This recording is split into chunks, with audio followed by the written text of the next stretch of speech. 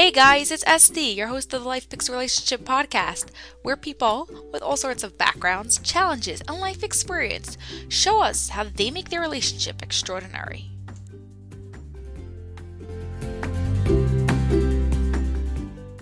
Hey guys, we're here today with Hudi, Bloch. How are you? Great. I'm so excited to be here. Me too. Do you want to tell us a bit about yourself and what you do? Sure. So I am married for 9 years. I actually just had my 9th anniversary January 5th. I'm originally from LA, and I moved to Lakewood, New Jersey when I got married. I was here because my husband was here. He was a rabbinical student, and I joined him living here. It took a while to get used to the cold and the snow And the culture. And I still enjoy going back to LA and seeing the palm trees. And that's what's great about marrying a girl from LA, because then every time you visit your in-laws, it becomes a vacation. I own and run a graphic design company where we do marketing and advertising called Purple Pixel. Great. So what makes your relationship extraordinary? I would say that loyalty is the number one. The loyalty together with dedication to each other. In order for a relationship to work, to get past the hard times, to get past like the bumps in the road, knowing that you and the other person is completely dedicated to each other and loyal to each other is what is the glue that keeps you together. And when you're loyal and dedicated, you look beyond the superficial things that happen between you or anytime. You try to understand why the person, the other in the relationship, like your spouse, your husband, why are they acting the way that they do? Is it because they're tired? Is it because they're hungry? Is it because they're just feeling not good about themselves? Are they being silly or overexcited because something happened in their day? And that sometimes you don't even realize yourself, but if you're always dedicated to each other and you're loyal to each other, you're always trying to find what really makes that person tick. So that's what I feel makes my relationships extraordinary, because I'm constantly thinking like that. Yeah, you're really in tune with each other. Right. Don't get so caught up in like the little things like, oh, he got so mad at me. Right. But when those times happen, you're like, okay, hold on. You also, why are you reacting this way? The key is not to just be the only one doing it, because then you're just gonna like make yourself into a rag doll.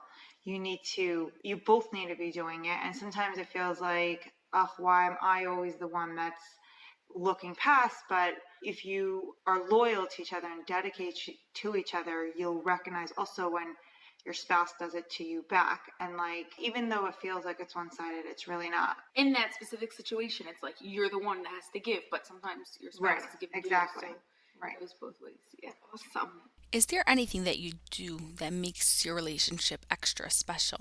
So I do. When you try to understand what makes the other person tick, which there's the whole concept of the love languages, which I've read, the five languages of love, right? That's what it's called. And some people, this might not work for everybody, but this is what works for myself, because I try to understand what makes my husband tick. I find that what makes it like takes the relationship to the next level is not like the big huge presents and the big huge things that you do for each other. It's really like the little things, like my husband will make my bed if I haven't gone there, or he makes my coffee in the morning. And the other way around is that I try to do those little things, write him little notes, stick it into his lunch bag when I prepare his lunch for his day of work, and showing appreciation and actually expressing the appreciation, not just doing it. You have to you have to actually say something along with it. And also like cards, it doesn't have to be only for birthdays, and it doesn't have to be just for special occasions, but like randomly going into CVS and buying a card and just putting it under his pillow or putting it by his seat at dinner. And then those are the little things that take it to the next level.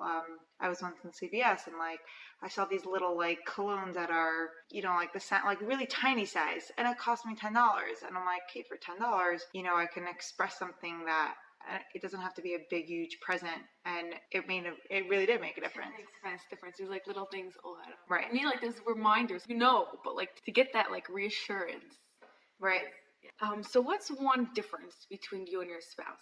So that's actually I have a funny answer to it, because I'm officially the creative one since I run a graphic design agency and I enjoy creativity, which requires an imagination. But sometimes I feel like when it comes to my children or even amongst us, like getting like into imaginative like scenarios like with my kids and like being silly with them and coming down to their level, like sometimes I'm just too serious. Like I'm like I don't have patience to like play house with my kid or like to be silly with them. And like my husband has no problem doing that, and obviously that also is in our relationship also, just being like letting go and like being silly, and like not everything has to be so serious and so have a plan of action and like being so like deadline, whatever. So I love that about him, and that he's able to be silly. Yeah. No. It adds to the like life is Lightens tense, the right? whole It thing. lightens it Yeah, up. exactly. Is there a similarity between the two of you that you like? Yeah, so we are both very passionate people. I'm very idealistic. See, while I'm talking to you. Yeah, so I think that's what attracted us to each other, and that we were, it's not so fluffy, even though it's nice to be fluffy, which is why the silliness is like a little bit of the fluffiness, but we're both very passionate about what we believe in and what we want in life, and we're idealistic about it. Yeah, your goals, your desires, this is what we want. This is what we're going to Right. work for. Right. Even though we're not like, it's not like something that we talk about all day and night, but like a lot of our conversations that we have are like what sparks our interest is like, I can't believe like someone, someone once told me, you're a very passionate person. It's either you love or hate. And I'm like, is that a good thing or a bad thing? But I love that. You know what you want, and like you don't like look at other people. Hey, maybe this, maybe that. No, this is this. I believe this. I like this, Right. and like Right. it's something Right. to do. Yeah. What was the first impression of your husband? So I usually, whenever I had gone out with other guys, I like always knew what they were thinking. And when I met him, I was like, I really don't know what he's thinking. And he just came across as like so thought out and calm and like just very like thought, like he like thought a lot and like thinking, like which to me felt like he was smart and that he had a head on his shoulders. Got depth. Yeah, and he has a lot of depth. And then he told me that he listens to like this classical music, and I was like, huh? And I was like, I asked someone like, who listens to that? Like Yanni and like Kenny G, and they're like, wow, he must be really like thought out and like thinks about life. And I'm like, yeah, he is. So with this awesome husband, how do you get through hard times? So like every relationship, being awesome is sometimes there's the unawesome times. I think that going back in time and remembering what held us together and what prompted us to commit to each other, that's what like helps go through the hard times, like remembering those feelings of exhilaration, of just like the newness of our relationship and like just our idealism and our passion that was with us in the beginning. That sometimes is just enough to be like, okay, like let's just forget what's going on now and let's just like go back in time to that. That definitely helps. And then praying to God, and like, sometimes you're upset about something and it's not the right thing to like unleash it and like let it out on him. He can't help you if it's a problem you have with him. So you pray to God and pray for clarity. Let your heart out onto God's shoulders and just know that he's with you and that he's proud of you and wants you to do the right thing. What do you wish you knew before you got married?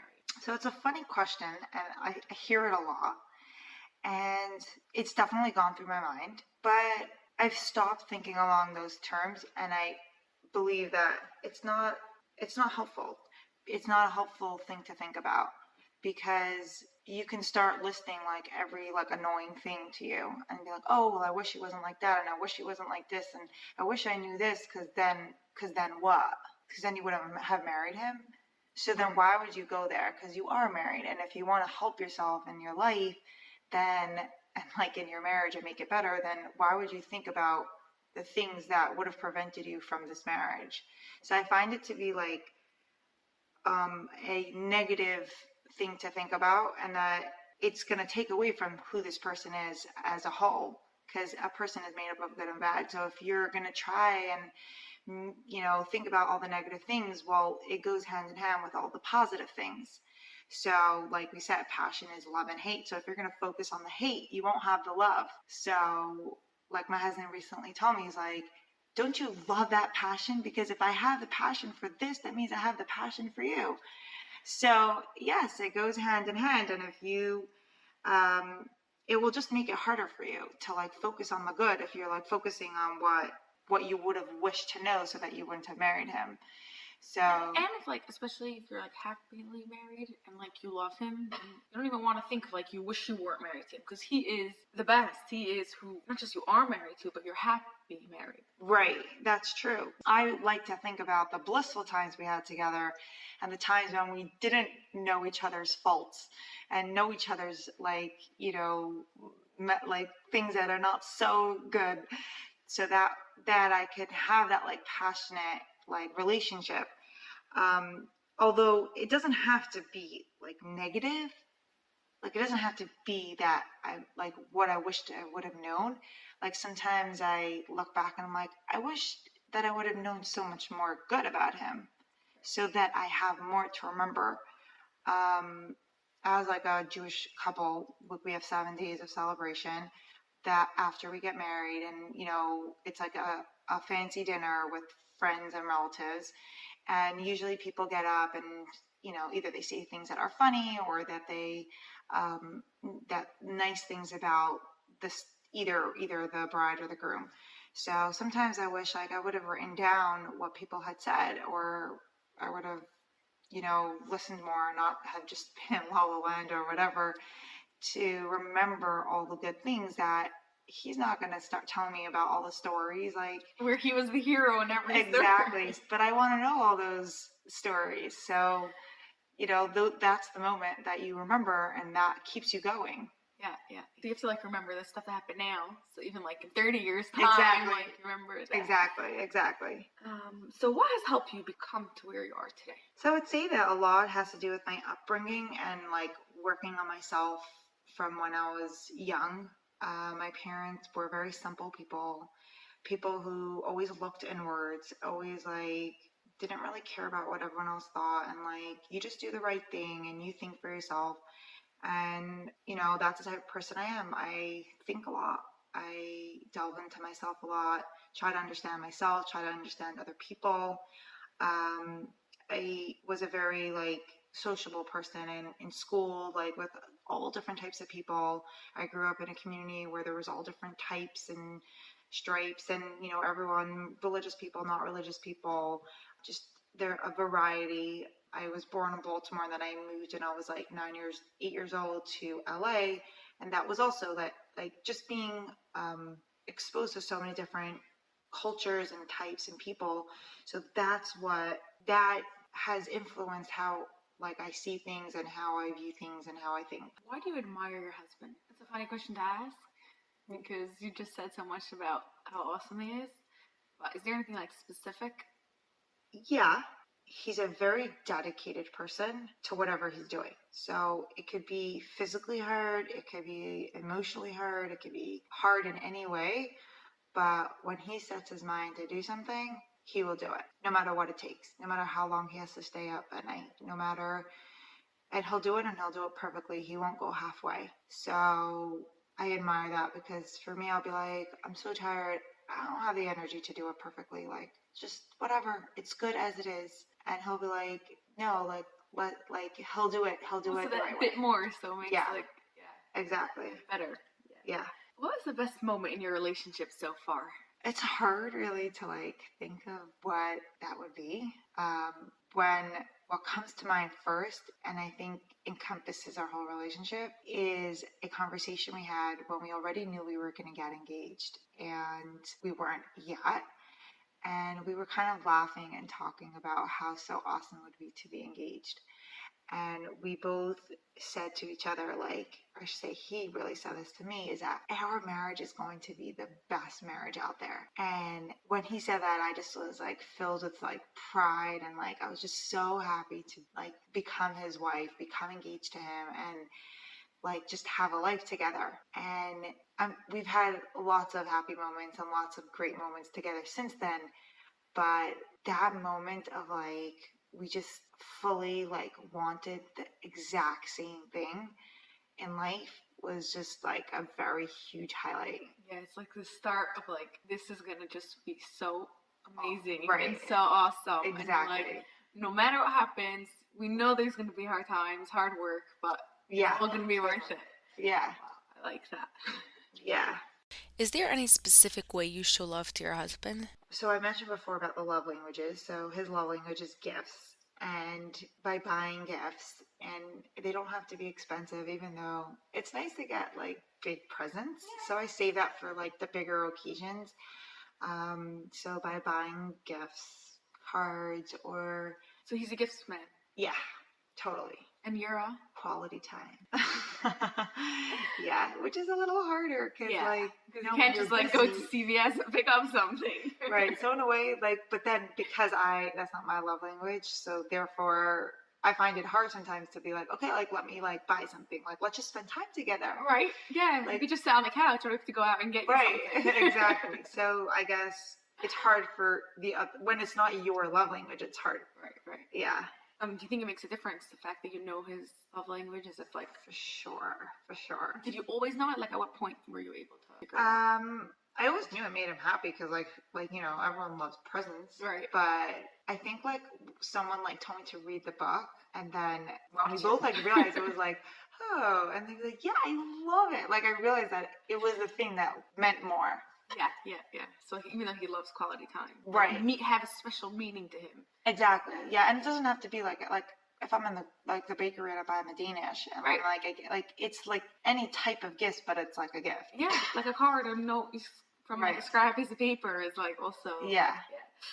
What do you value most about your relationship? I value that we have the same goals, that makes us like in sync, because no matter what differences we have, it's just about how to get to the goal. But the fact that we have the same goals is what ultimately makes the biggest difference. And we're both constantly working on ourselves, like trying to be a better spouse, a better parent, and that in turn makes us better to everyone else in our life. What word would you use to describe your relationship?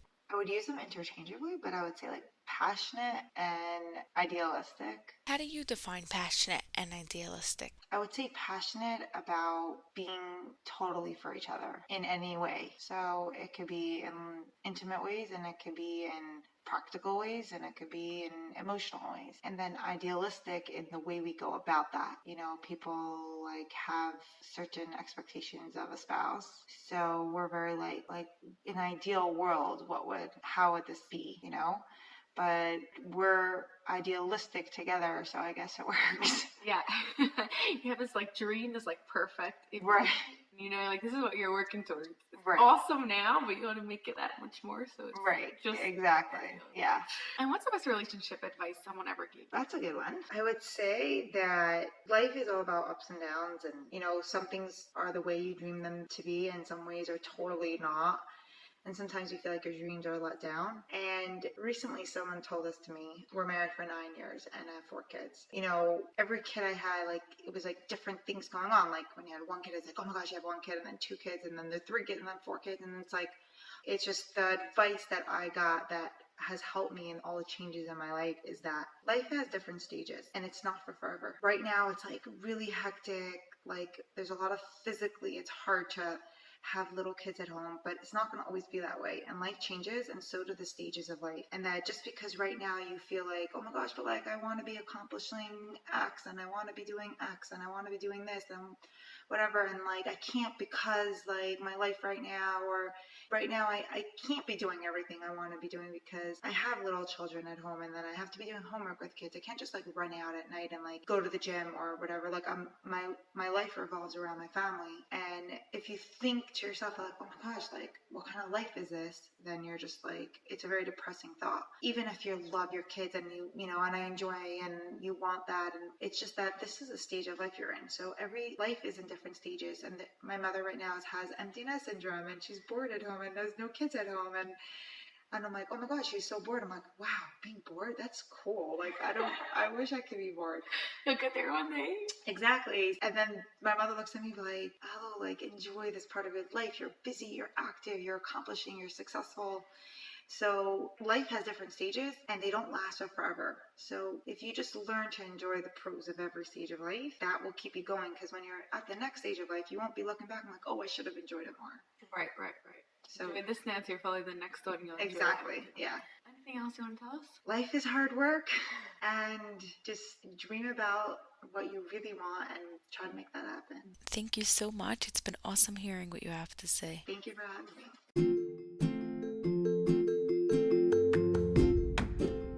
Thanks, guys, for listening.